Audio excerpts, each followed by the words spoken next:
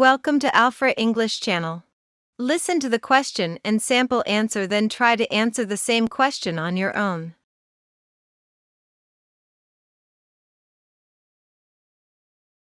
Does your name have any special meaning? My name is very special to me as it is to my parents. The first part of my name, Clyde, came from the name of a river, more specifically it is a Scottish river.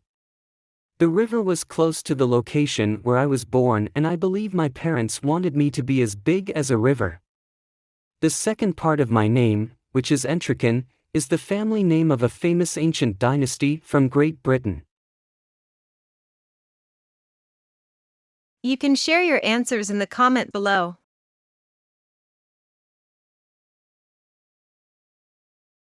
Do not forget to like, subscribe and share this video.